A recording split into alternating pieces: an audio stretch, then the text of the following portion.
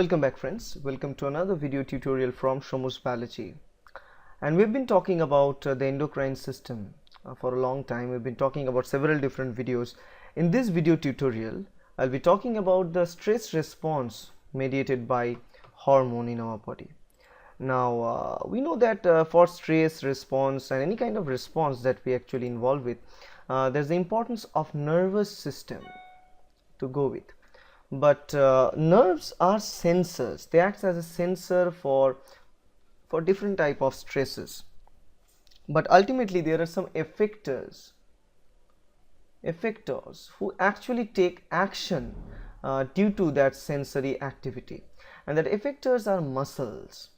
And who regulates this effectors activity indirectly? It's nerve, but the process of chemical signaling is very important for the effector to provide some response against that specific stress.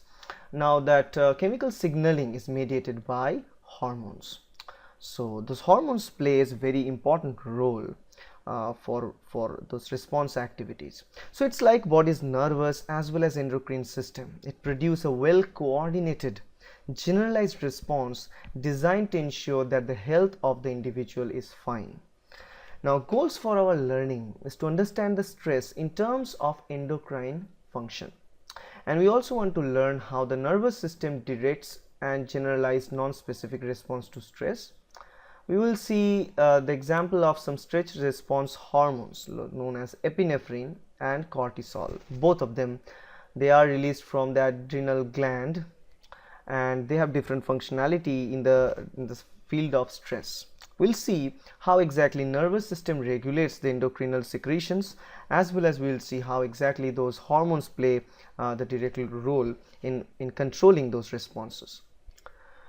So in a sense, the stressful response or stressful situations put the body at the risk of different body responses and different types of response depending upon the type of stress, in individual ways to maintain homeostasis, as well as with the coordination of generalized non-specific responses known as stress response mediated by both our nervous system and as well as endocrine system.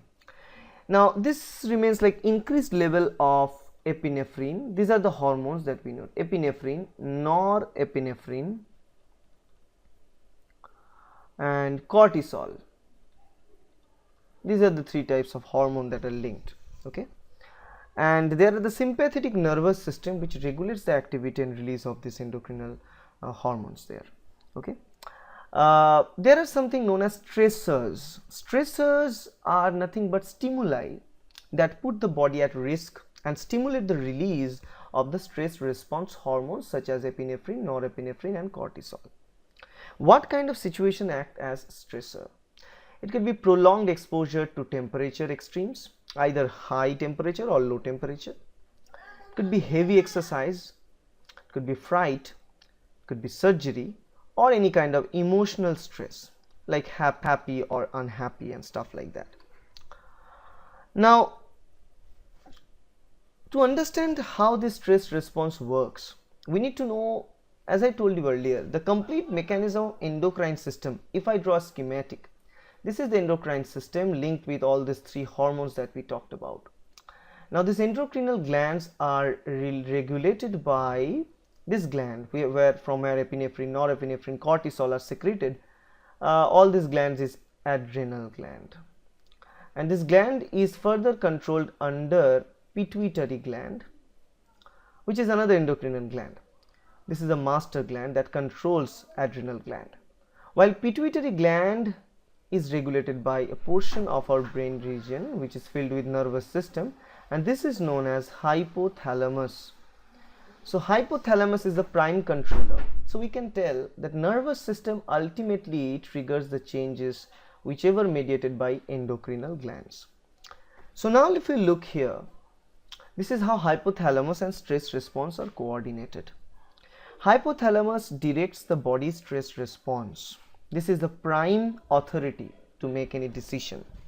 The nervous system sends input about stressful conditions to the hypothalamus, and which then engages both the nervous system as well as the endocrinal system to cope up with the stressful environment. Okay, so there are two types of responses that we see. One is sympathetic response mediated by nerves.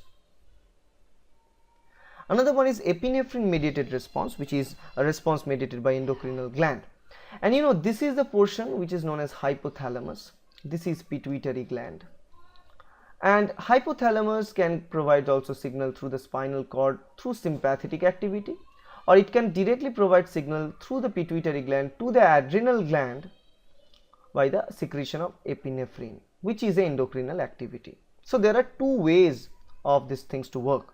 For under sympathetic response, it includes increase in cardiac output, increase in ventilation, change in blood pressure, redirection of blood flow to skeletal muscle and peripheral blood vessel systems, and it also increases sweating a little bit. That's what sympathetic responses do. While epinephrine responses include enhancing the sympathetic response outlined above. So all the sympathetic response are enhanced by the epinephrine response. It also mobilizes carbohydrate, stores by synthesizing new glucose and breaking down fats. So it produces glucose by breaking fat, converting glycogens into glucose, and supply bloodstream with a lot of glucose to get energy for it. So all of this situated among what is known as very prime response or very fast response, known as flight or fight, or you can say fight or flight response. So it's a single situation response occurred very quickly. That's why it's linked with sympathetic response with nerves and a generalized sense. Don't need to sense what is exactly the stress, but still you start doing the activity, because we need to control it very, very fast. So suppose you're walking through the road and there's a car rushing towards you and the car brake is failed. So what will you do at the very prime? You just first try to run as fast as you can. So that is a very fast response known as fight or flight response. But there is also another type of response known as prolonged response, which can take more time. The fast response occurs very, very fast because the hypothalamus stimulates the sympathetic portion of the automatic nervous system or autonomous nervous system, and the endocrine system also via the adrenal glands during this fight or flight response. While in prolonged response, it occurs at least 30 minutes after the exposure to the stressors. And in this case, there are some other hormones related known as cortisol. So as we talked earlier, there are hormones called epinephrine, norepinephrine and cortisol. We can divide them in two different groups now, because epinephrine and norepinephrine involves with the fight or flight response, while cortisol is involved with the prolonged response. Okay, cortisol secretion is with the help of it's secreted from the adrenal cortex region, but it secretes with the help of the signal coming from pituitary, which is in turn regulated by hypothalamus. See, hypothalamus start releasing corticotrophin release hormone that activates pituitary and tells pituitary to release adrenocorticotrophic hormone, and then this ACTH stimulates the adrenal cortex to produce and release cortisol. But once the cortisol is released, if we look at here the function of cortisol and epinephrine, we will see that later, but once the cortisol is released, the effects of cortisols include mobilization of energy by breaking down glycogen, fat, and produce glucose as much as they can, and this thing happen in liver. They also release amino acids by the skeletal muscles, which can be used to repair damaged tissues, and they also inhibit the inflammation and the immune responses, because immune response demands a lot of care, demands a lot of protein synthesis and stuff, which they don't think require at the time of stress. So they shut that down for a while and do the rest of the job.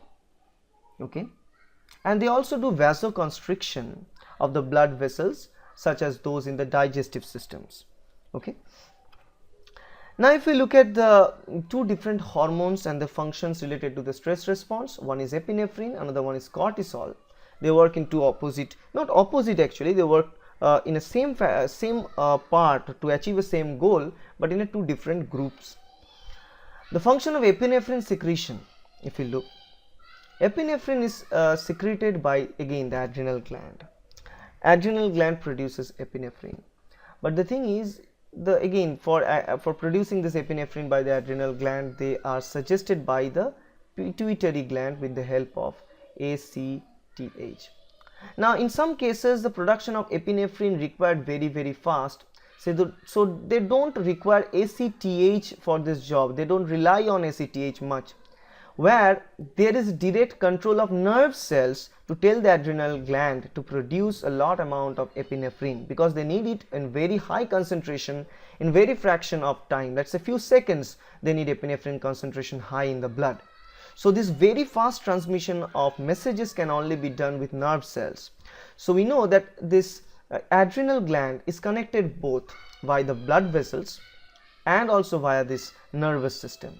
So the nervous system that is linked with hypothalamus conveys the message through the autonomous nervous system, ultimately reaches the message to the adrenal gland that they have to produce epinephrine, and that's how the epinephrine is generated. And once the epinephrine is generated, there are different functions to fight against the stressful response. The effects of epinephrine and norepinephrine includes glycogen breakdown to glucose, increased blood pressure, increased breathing rate, increased metabolic rate, change in the blood flow patterns leading to the increased alertness and decreased digestive as well as kidney activity, and also they sometimes decrease the activity of immune response as well. On the other hand, when you talk about the cortisol secretion and how cortisol is secreted, it is a direct interactions between the release of corticotrophic hormone released from the pituitary. So it's not a direct nerve mediated activation. This is a slow activation, because this activation or this process of cortisol mediated stress response is required at least 30 minutes after any kind of stress. So there's pituitary and there's hypothalamus. Hypothalamus produces this corticotrophin release hormone, which ultimately activates this pituitary to produce adrenocorticotrophic hormone or ACTH. Then ACTH will act on adrenal gland to produce a lot of this cortisols, and cortisols then do their job inside. And what are the effects of cortisols? We call them long-term stress responses. There are two types of cortisols involved: mineralocorticoids and glucocorticoids. Mineralocorticoids help in the retention of sodium and water by the kidneys. It increases the blood volume and blood pressure, while the other one, or glucocorticoids, help the proteins and fats to be converted into glucose so that they can make energy by utilizing glucose. It also increases the blood glucose level, as well as it suppresses the immune system for a while they are fighting against the stressful condition. That's what the functions of cortisol. So we see the function of both and how they are activated in both the ways and both the sides. Okay, remember, epinephrine is activated by the autonomous nervous system through the signal coming from hypothalamus, while the production of cortisol is mediated by direct involvement of endocrinal secretions controlled by the pituitary gland and ultimately controlled by the hypothalamus. Now, as we know, this epinephrine and cortisol both are important and required to make us prepared against certain types of harmful situations and stressful environments. So the deficiency of these hormones can lead to certain types of problems, and also not only deficiency, if these hormones are produced in high concentrations, that also can create certain problems. So what happens if there is hyposecretion and hypersecretion of epinephrine? There are two situations. Hyposecretion means there is a less amount of epinephrine produced compared to the normal value. Hypersecretion means higher amount or concentration of epinephrine is secreted than the normal value. The hyposecretion process, there are no pathologies associated with the hyposecretion of the adrenal medulla. But this may be due to the fact the sympathetic nervous system can replace the activity of the adrenal catecholamines. While the hypersecretion is rare, in some cases there are tumors known as there are specific tumors formed in those glands, known as pheochromocytoma. Rare event when there is a formation of tumor known as pheochromocytoma. Those tumors secrete a large amount of catecholamine. And those catecholamines is under the control of sympathetic nervous system. So ultimately they will do the process of high or increase the blood pressure. They cause palpitation, rapid heart rate increase, excessive sweating, and high blood glucose level, because they want to break down whatever glycogen and fat, whatever things stored in your body, and start producing glucose, start making energy by converting the glucose, and also they will generate a lot of heat as well. Now this is the rare condition, and this is usually treated with the surgery. With normal adrenal medulla function, it resumes. Now if you look at the same situation, and if there is hypo and hyper secretion of cortisol, what will happen? There are different diseases caused due to hypo and hypersecretion of cortisols. Problems in the adrenal cortex can arise from primary sources, which is the adrenal gland, where the adrenal gland fails, and also there are secondary sources where problems arising from the anterior pituitary or the hypothalamus. The same thing, because it's not about the job of adrenal gland to produce those corticosteroids, or let's say in this case cortisol. It's not only the job of adrenal gland, it's regulated by pituitary gland, which is further regulated by hypothalamus. So the primary problem can associate directly with the adrenal gland. Either adrenal gland is failed to produce the desired amount, or it's producing higher amounts. So that is the primary type of problem associated only with the adrenal gland itself. But all the other problems, let's say there is the issue in the pituitary gland which is not producing enough amount of adrenocorticotrophic hormone. So that will also create mistakes, that will also create hypo or hypersecretion conditions, or there can be problem related to hypothalamus. So there are two situations. This direct association or problems with adrenal gland is known as primary disease situations, and if there is a problem with this pituitary gland or hypothalamus, it's called the secondary type of sources related problems. Now in any sense, if there is a high production of cortisol, that can cause Cushing's disease. In the Cushing's disease, and there is another thing known as Cushing's syndrome. Cushing disease is often caused by pituitary tumor. It's a secondary type of issue, while Cushing's syndrome is caused over the administration of glucocorticoid drugs for a long period of time. If you take a lot of glucocorticoid drugs, that will influence and increase the amount of local glucocorticoids in your body, and that will behave badly. And the signs and symptoms includes the moon-shaped face, or we call the buffalo hump on the back of the person, and that happens due to the redistribution of the fat. It can cause hyperglycemia, sometimes leading to diabetes mellitus as well, because there won't be like any amount of insulins to prevent the high amount of blood glucose, because it's always the blood glucose is being produced, nothing is stored as glycogen, it's broken down every single time. So those things. It can relate it and produce high blood pressure, and it can also produce this like very common and very prone to infections, because as cortisol suppress our immune system, so prolonged uptake of glucocorticoid drugs can actually depress your immune system, and that can create opportunistic infections to rise. On the other hand, if you look at the hyposecretions, where the cortisol secretion is low, and that causes the Addison's disease. And the Addison's disease caused by the destruction of adrenal gland or pituitary gland related damage that might be due to any kind of trauma or injury. Now signs and symptoms include that could be like bronzed skin, it could be hypoglycemia, low blood pressure, and also decreased levels of dehydrations and salt cravings due to the lack of aldosterone that will be present there. Okay, and there will be some problem related to the water absorption a little bit by your nephron of your kidney.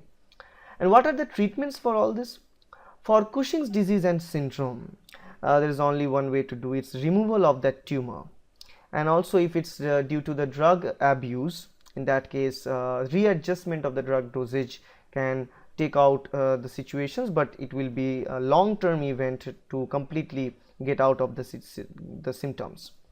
While Addison's disease treatment is only work like replacement of cortisol and aldosterone in our body.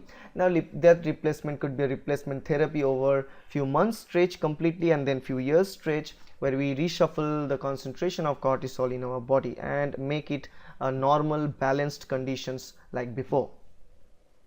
So now if we talk about the summary, the stress response is mediated at first by the sympathetic nervous system involved with autonomous nervous system control by the secretion of epinephrine, okay, and later it is controlled by cortisol. So at the first, its sympathetic system known as fight or flight response secretes at different sorts of hormones, adrenalines, and also it starts secreting epinephrine to deal with the situation. And the second type is the cortisol mediated, which occurs at least after 30 minutes of the primary response is mediated. The stress response protects the body from harm and ensures survival, okay, and all about epinephrine and cortisols, and causes the consequence of hypo and hypersecretion of each of the problems we have talked about. And we know this cortisol and epinephrine production is tightly regulated, and that should be regulated because a little amount more or less production of cortisol as well as epinephrine can lead to devastating effects, and that will be very dangerous for us to live. So that in a sense is the stress response mediated with the help of sympathetic nervous system as well as endocrinal system in our body. Hope you like this video. If you like this video, please hit the like button, share this video with your friends, and subscribe to my channel to get more and more videos like that. Thank you.